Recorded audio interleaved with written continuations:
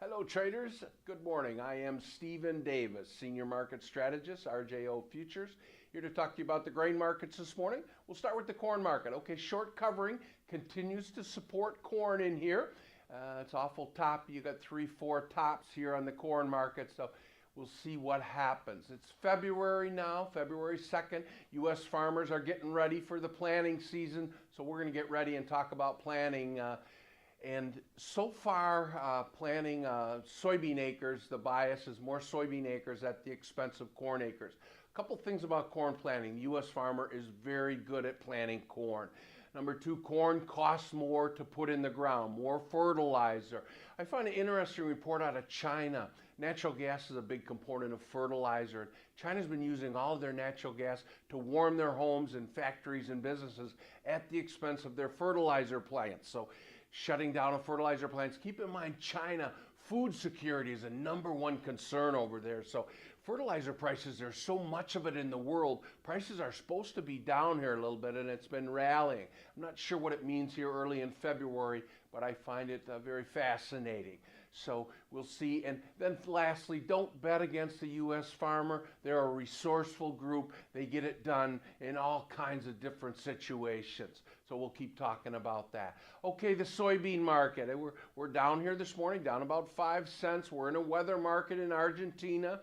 It is hot and dry in Argentina. It is 100 degrees in Argentina. So that's the worst part of the drought, is very extreme temperatures, and we seem to have that. So you can see soybeans are down 5 cents this morning. Very orderly decline. We'll see what happens next week. It's February now. It's really important we get normal rainfall in Argentina and southern Brazil. And that's the Cavitas. Brazil is very good shape here, and Argentina struggling a little bit.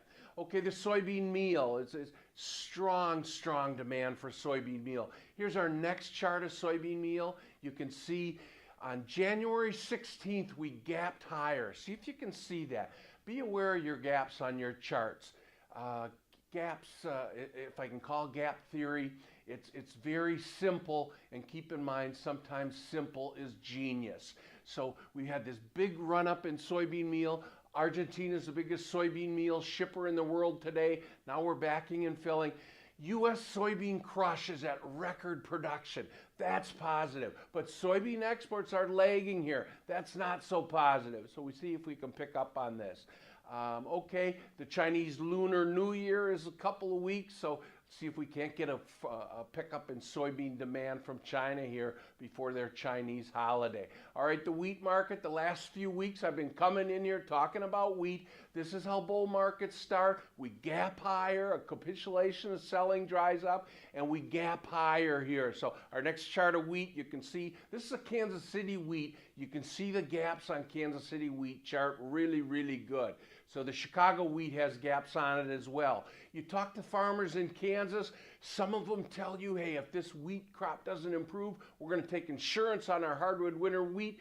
You talk to other farmers in Kansas and they'll tell you, hey, it looks bad in the winter. It always looks bad in the winter. So the tale of two sides, we'll keep talking about that. Everybody have an excellent weekend.